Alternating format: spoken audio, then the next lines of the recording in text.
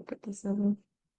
Are you on a desktop, laptop, tablet, or Laptop. mobile? So I'm trying to shift the whoever is on the chat, it's on my screen, and I'm trying to see where I can make it smaller.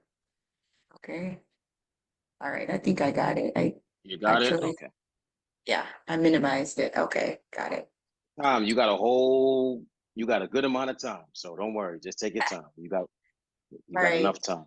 It's my first time, so I'm a little bit nervous. I feel like I'm in school again.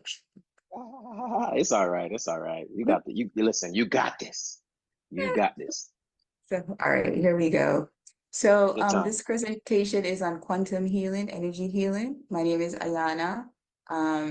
My background is nursing. I have a master's in nursing, and since 2020, I have been experimenting, learning about energy healing and the use of psychedelics for healing.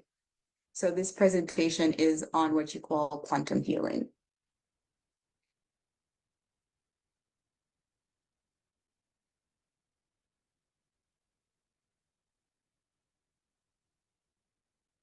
Okay, so what is quantum healing? So quantum healing is a form of spiritual healing that uses energy, intention, and quantum physics to heal the body, the mind, and the spirit. It is based on the idea that everything in the physical world has its own energy and frequency, and this energy and frequency influences our thoughts and our emotions. Quantum healers uses a variety of techniques such as meditation, breathing, body awareness to focus and to amplify the life force energy and to direct it to a certain area that may need healing. Quantum healing is not a faith-based or a conventional form of healing, but rather an holistic and experiential one that requires openness and the willingness to change. Quantum healing combines principles from quantum mechanics, energy medicine, and mind-body connection. It is based on the belief that the body can heal itself by accessing and aligning with the underlying energy fields that govern our physical, emotional, and spiritual well-being. You will often hear of quantum healing practitioners talk about using your own body's life force to heal you from within. And this life force is similar to the Chinese idea of qi or the Indian idea of prana. Pause right there for a second, Fizz. I'm sorry. Okay. Pause right there for a second. Let's go back. Okay.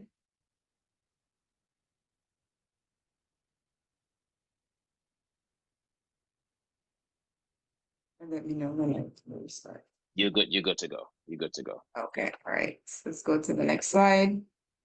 Quantum healing first gained major notice in 1989, and that's the year the spiritual guru Deepak Chopra published Quantum Healing, Exploring the Frontiers of Mind-Body Medicine. Chopra wrote the book exploring ancient healing tradition in his home country of India. He combined his knowledge with what he knew about Western medicine, physics, and neuroscience to show how people can harness the energy of their own body to heal themselves from within. Some key principles of quantum healing is a connection between energy and matter. And what that means is that quantum healing recognizes the fundamental interconnectedness of energy and matter. It acknowledges that everything in the universe, including our bodies, is made up of energy vibrating at different frequencies. Quantum healing is a non-locality. Quantum healing suggests that energy fields are not bound by space and time, but rather operate beyond the physical realm. And this principle aligns with the concept of remote healing or distant healing, where healing intentions can be transmitted across distance. It's observable effects of consciousness. Quantum healing emphasizes the role of consciousness in healing. Our thoughts, our beliefs, and emotion influence the energetic patterns in our bodies, ultimately impacting our health and our well-being.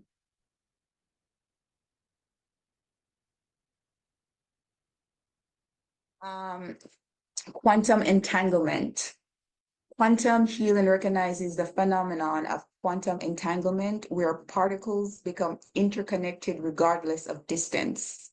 And this principle suggests that healing intentions can influence not only the individual, but also their environment and their relationships. Energy healing. This is a quantum healing technique. Energy healing is a core component of quantum healing practices. It involves accessing and manipulating the subtle energy fields within and around the body to restore balance and harmony. Techniques such as Reiki, acupuncture, and Qigong utilize the principle of energy flow and aim to remove energetic blockages that may contribute to physical, emotional, or spiritual imbalances. Meditation and visualization, which is another technique of quantum healing. Meditation and visualization techniques are integral to quantum healing. By quieting the mind and focusing on positive intentions, individual can tap into their inner healing potential. Visualization practices involve creating vivid mental images of desired outcomes, which enhances the mind's ability to influence the body's healing processes. Sound and vibrational healing. Sound vibrational healing utilizes the power of sound frequencies to promote healing and well-being. The principle behind this technique is that every cell and organ in our body has a specific resonant frequency. And by exposing the body to specific sound and frequencies, practitioners aim to restore harmony and balance, leading to healing on the physical, emotional, and spiritual level. Oh, so now I'm going to go into, these are two forms of quantum healing, which is called quantum healing hypnosis therapy and beyond quantum healing. I'm just going to highlight the difference between the two. All right, so quantum healing hypnosis technique was developed by Dolores Cannon, who is a hypnotherapist and author in the 1970s. QHHT is a method of connecting clients with their higher self, which is taught by Dolores Cannon. QHHT is a holistic healing therapy that uses hypnosis to help people access a part of themselves that holds all the answers. This part is often referred to as the higher self, oversoul, or the superconscious. During a QHHT session, the client is guided into a deep trance-like state where they can access their subconscious mind and explore past lives, gain insights into their current life, and receive guidance from their higher self. This process uses hypnosis to visit the most appropriate time in your past that has an impact on this current life that you're having. And this might be part of your past in this lifetime, but often people see past lives from other lives. QHHE session is only done in person. Okay, so beyond quantum healing, and this is the area that I am trained in, is for doing beyond quantum healing. After Dolores Cannon passing in 2014, one of her students expanded on Cannon's work by creating Beyond Quantum Healing. BQH is a heart-based approach that transcends traditional past life regression and hypnosis procedures. It emphasizes a creative and energetic methodology to assist clients in their self-healing journey. Sessions begin with energy alignment and intention decrees, guiding the client into a relaxed state to explore their consciousness. The approach is not confined to a set script or order, allowing practitioners to incorporate various healing modalities like Reiki, sound healing, or medical mediumship, as long as the client's health, safety, and well-being are prioritized. BQH session can be done via online, long distance, or in person. All right, the core principles of Beyond Quantum Healing. It's heart-centered, so BQH is rooted in heart-based practices, focusing on genuine connection over rigid processes. It's very adaptable, recognizing the unique nature of every individual. BQH is open-minded, open-ended, and highly flexible. It's as modern relevance. BQH acknowledges the rapid evolution of human consciousness and adapts to the changing needs of today's individual. It's also holistic based.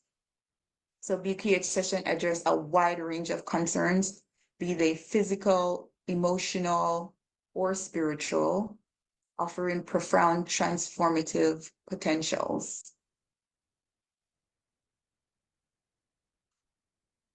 Founders insight on BQH. So Candice Craw-Goldman is the founder of BQH. She emphasizes the importance of connection over process. She believes that a practitioner should not be constrained by a rigid procedure and should have the freedom to use all available tools and skills. BQH is described as a quantum healing without limitation. So for example, if you are someone who's trained to do quantum healing and you know how to do light language, you could also incorporate your light language as a healing during a BQH session. All right, quantum healing hypnosis versus hypnotherapy. So traditionally, hypnosis is known by many as a form of psychotherapy that changes unwanted habits through cognitive function of suggestion.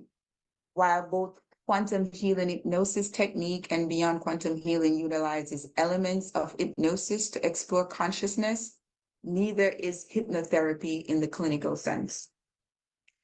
Quantum healing hypnosis differs from hypnotherapy in that both modalities focus on connecting clients with higher realms with the intent of healing beyond the limitation of logic and fostering clarity. So benefits of quantum healing. So physical healing. Quantum healing has been associated with various physical healing benefits. It is believed to accelerate the body's natural healing processes, promote pain reduction, improve immune function, and support overall physical well-being by addressing the energetic imbalances underlying physical ailments. Quantum healing approaches can complement and enhance conventional medical treatments. It's emotional and mental healing. Quantum healing also addresses emotional and mental well-being by working with the mind-body connection and energy fields. So practitioners aim to release emotional blockages, reduce stress, and promote emotional resilience. Quantum healing techniques can provide individuals with tools to manage anxiety, depression, and other emotional challenges, leading to improved mental and emotional health. It also could provide spiritual healing. Quantum healing encompasses spiritual aspect of healing as well. It offers a framework to explore one's spiritual journey, connect with higher consciousness, and deepen spiritual understanding. By aligning the universal energy fields, individual can experience in spiritual growth, a sense of purpose, and connection to something greater than themselves. Quantum healing in mainstream medicine. So quantum healing concepts are gradually gaining recognition in mainstream medicine. Some medical professionals incorporate aspects of quantum healing into their practice, recognizing the influence of body-mind connection and energy fields on health outcomes. However, further integration and acceptance of quantum healing within mainstream medicine require more substantial empirical evidence and widespread use. Training and certification. Now, personally, I do not train for quantum healing or QHHT. Training and certification for quantum healing practitioners vary. Some programs offer comprehensive training that covers energy healing techniques, meditation practices, and theoretical framework of quantum healing. Others may focus on specific modalities or offer shorter courses for those seeking to incorporate quantum healing into their existing practice. As quantum healing gains recognition and acceptance, the development of standardized training and certification programs may become more prevalent. There are training on QHHT by Dolores Cannon. Her daughter still has that. There's a program that you can do for QHHT. And Candace Goldman also have a training program for Beyond Quantum Healing that you could also do online. Okay, ethical considerations. Ethics play a vital role in quantum healing practices. Practitioners must prioritize the well-being and autonomy of their clients and ensure informed consent. They should also maintain appropriate boundaries, professionalism, and ongoing self-reflection to ensure they are providing highest level of care. Additionally, ethical consideration extend to the appropriate use of quantum healing techniques and respecting the limitations and scopes of their practice. Right? Is quantum healing right for you? So quantum healing is safe. It's non-invasive technique that can be used to promote healing and restore balance to the body. If you're experiencing physical or emotional health problems, quantum healing may be a good option for you. Something that I didn't include here is that when you do a quantum healing session, there is nothing that's off limits. You could come with any question ranging from health question to financial question to what is my path, where should I go question, anything at all. You could pretty much come with any question or any area in your life that you have a difficulty with can be addressed using quantum healing. So, all right. So it is important to know that quantum healing is not a substitute for traditional medical treatment, and you should always consult with your doctor before beginning any new health regimen. Oh, it's pretty short.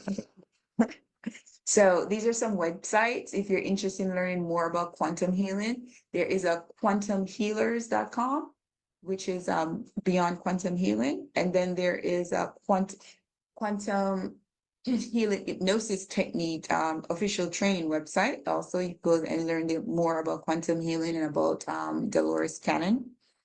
And I also have my website right here, which is quantumhealingrooms.com, where you can go and visit and learn more about beyond quantum healing and learn more about the heart-based connection and the techniques that I personally use, that I incorporated when I do my own quantum healing sessions.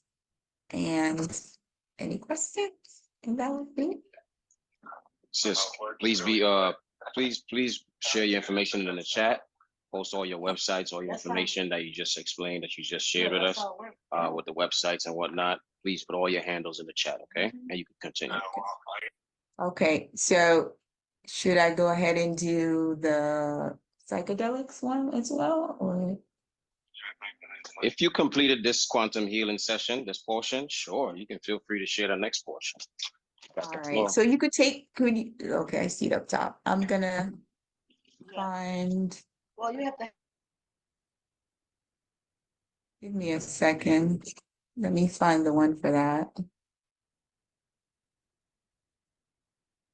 $50 Take a your month. time, beloved. It's The not floor is required. yours. In the meantime, mix, mute, pause the recording for a second. And then we read. Okay, so this presentation is on psilocybin. And my credential is there.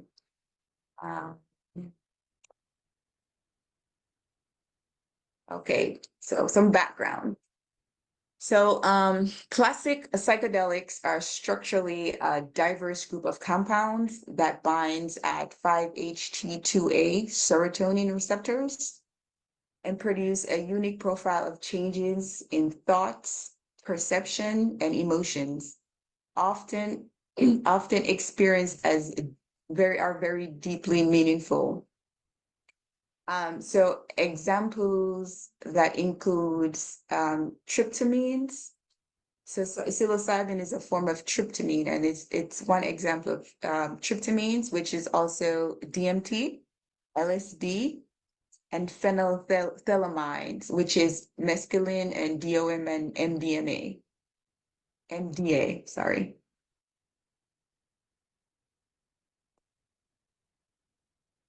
Psilocybin is a naturally occurring psychedelic compound produced by more than 200 species of fungi. The most potent are members of the genus psilocybin, such as, I'm really not going to try to pronounce these names, but they're right there. Hey, Sis, are you doing a PowerPoint presentation or are you just sharing? No, this is a PowerPoint presentation. Yes, so you need to share your screen because we don't see. My screen is not being shared? Oh, I'm sorry. I thought I was still sharing. Okay, let me, 1 second.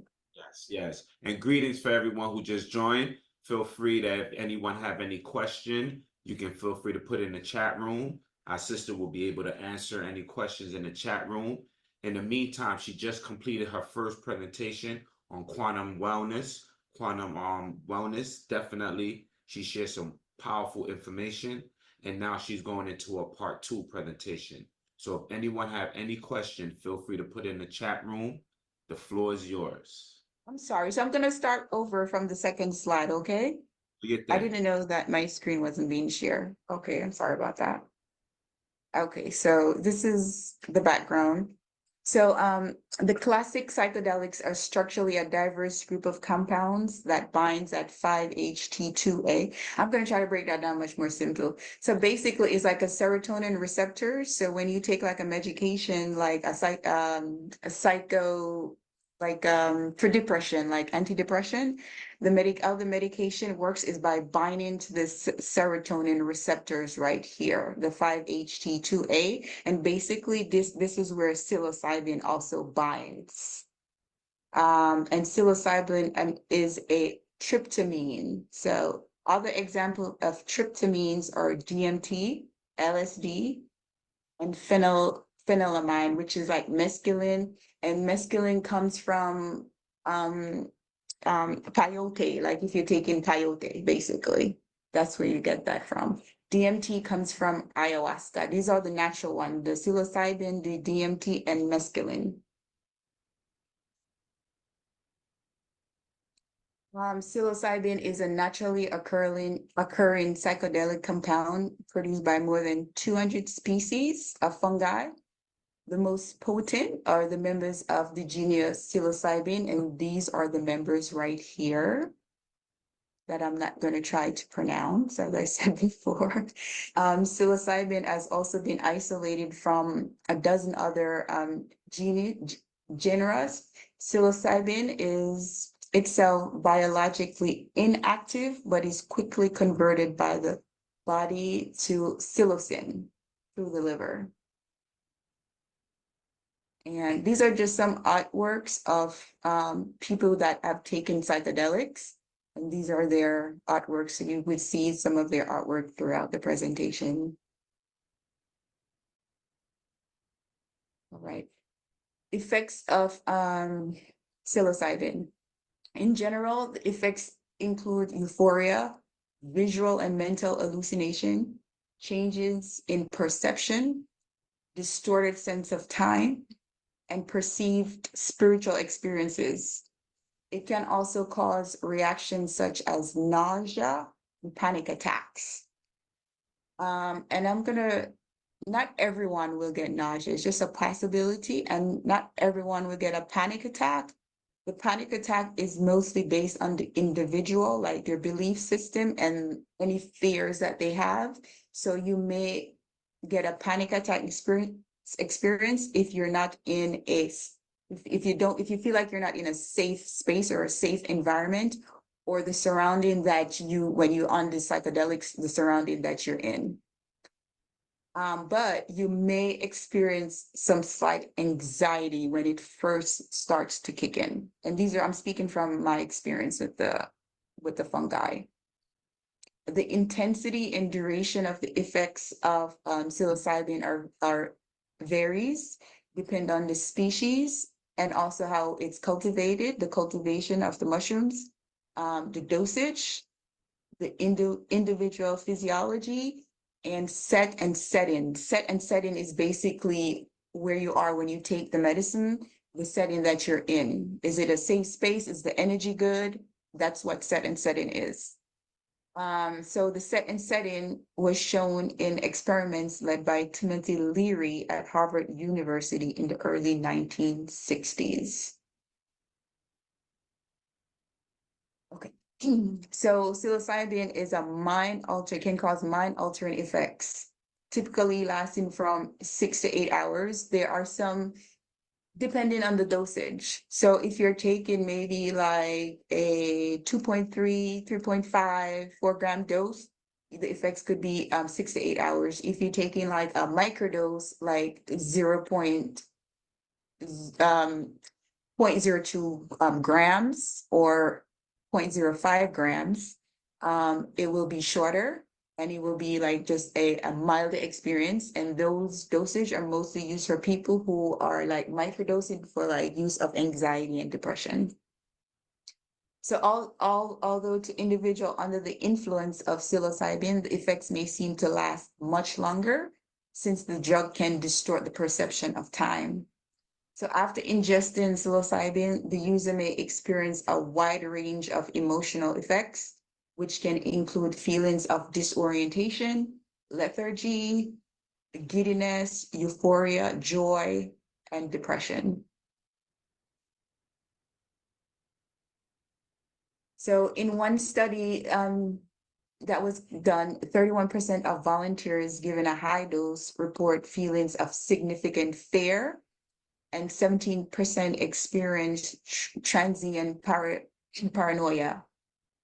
And again, not everyone will experience that. It's really based on the past experience of the individual, what that individual have experienced throughout their life.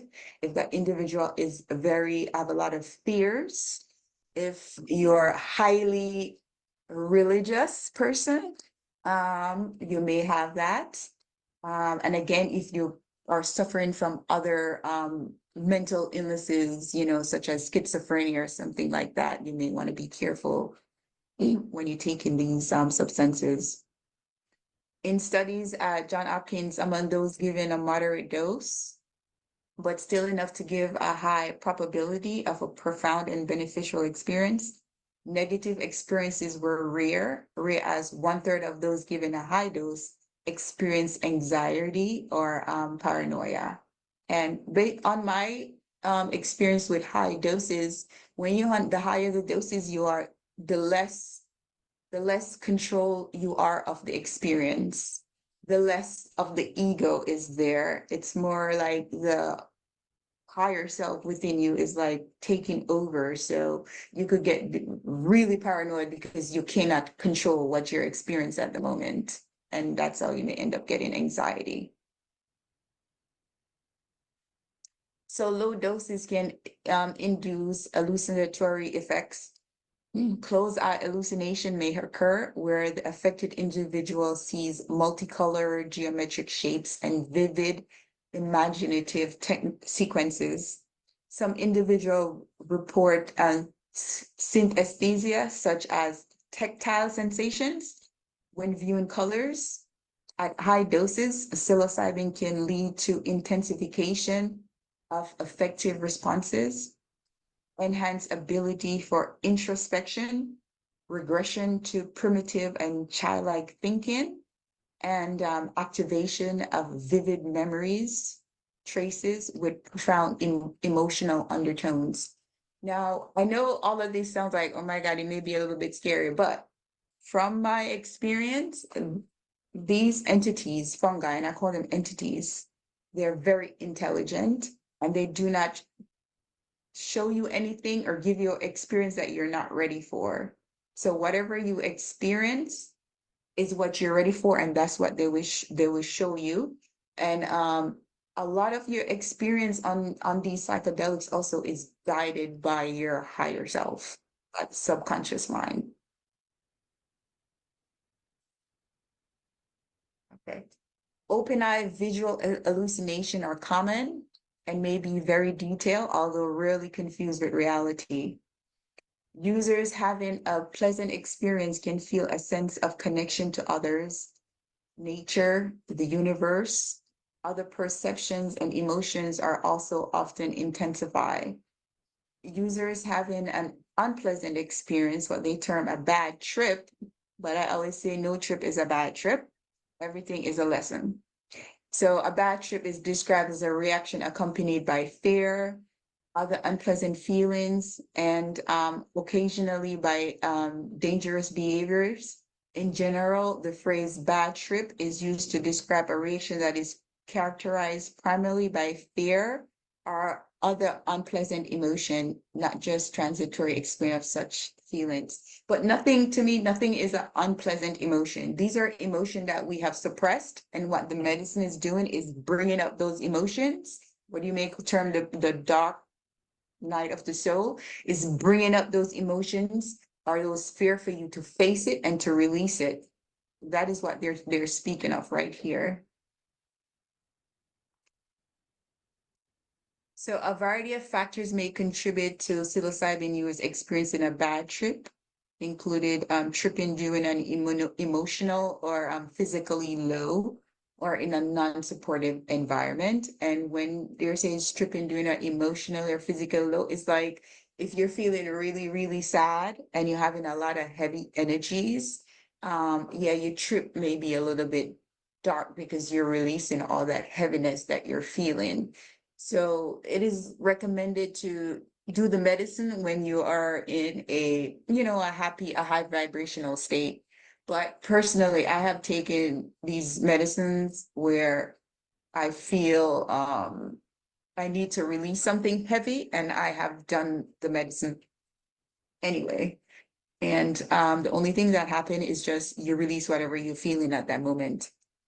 So ingesting psilocybin in combination with other drugs, including alcohol, can also increase the likelihood of a bad trip. All right, more trippy pictures. All right, usage of psilocybin. Psilocybin mushrooms have been and continue to be used in indigenous New World cultures in religious, divinatory or spiritual contexts. Reflecting the meaning of the word entheogen, the God within, entheogen, the mushrooms are revered as powerful spiritual sacraments that provide access to sacred worlds.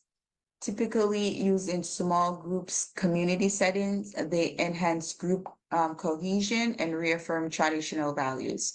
So my experience of taking not really psilocybin, but ayahuasca, the psychedelic, in a group setting, what they mean by that, by enhancing a group cohesion, is that within a group, if you take this medicine, and mushroom does do that too, you will be able to start experiencing what the other person within the group is experiencing, what they're feeling. Is like your consciousness become one consciousness, and everyone start to experience and feel the same thing at the same time. That's what they're talking about here by enhancing group cohesions. Okay. Terence McKenna documented the worldwide practice of psilocybin mushroom usage as part of a cultural ethos relating to the earth and mysteries of nature, and suggests that mushroom enhances self-awareness and a sense of contact with transcendent others, reflecting a deeper understanding of our connectedness with nature. And I think what he's really saying here is that when you start to use these plants and these fungi, they help you to connect with the energy around you, with the plants, with the earth, with everything basically within existence, because everything is interconnected to energy, all is one. So when you ingest these substances, it helps you to connect to on different realms that you cannot see with your two eyes, basically. Okay, psychedelics can induce states of consciousness that have lasting personal meaning and spiritual significance in individuals who are religious or spiritually inclined. These states are called mystical experiences. Some scholars have proposed that many of the qualities of a drug-induced mystical experience are indistinguishable from mystical experiences achieved through non-drug techniques, such as meditation or allotropic breath work. So abuse and risk of psilocybin. Psilocybin is classified as a Schedule I compound under the Controlled Substance Act within the United States. Psilocybin and other classic psychedelics do not cause addiction because they do not produce compulsive drug-seeking behaviors. Medical emergencies from use of psilocybin are rare. It's 0.002% of drug-related emergencies. And it's probably, I'm going to say this is probably related to the paranoia, why people seek medical help, related to the fear and the paranoia that could come along with using these medicines. This is why you don't do them by yourself, but you do them with someone who could hold space for you.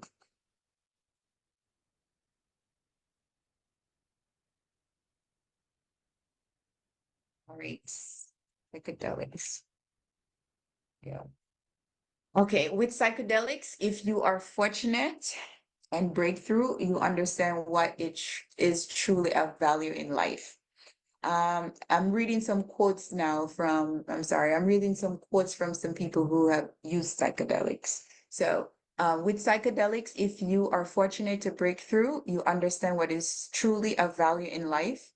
Material power, dominance, and territory have no value. People wouldn't fight wars, and the whole system we have currently would fall apart. People will become peaceful, loving citizens, not robots marching around in the dark with all their lights off. And this is from Gary Fisher, PhD. Here's some other quotes. What if through responsible exploration with psychedelics, we free our minds? Free thinkers are more difficult to manipulate and control, which begs the question, why are psychedelics illegal? Through all of history, mankind has ingested psychedelic substances. Those substances exist to put you in touch with spirit beyond yourself, with the creator, and with the creative impulse of the planet.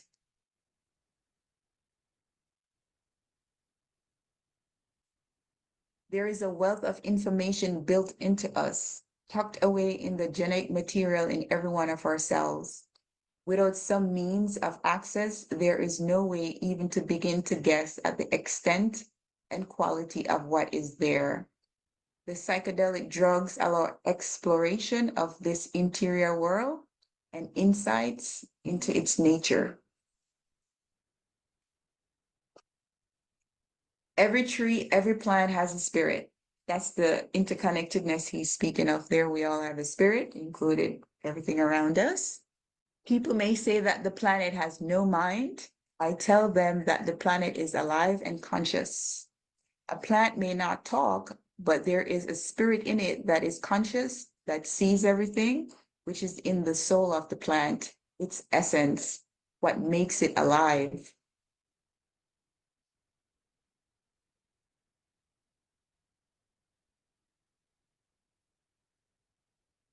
Okay, and these are some reference if anyone wants to do their own research on some psychedelics. And that concludes the end of this presentation. Thank you. Good to go.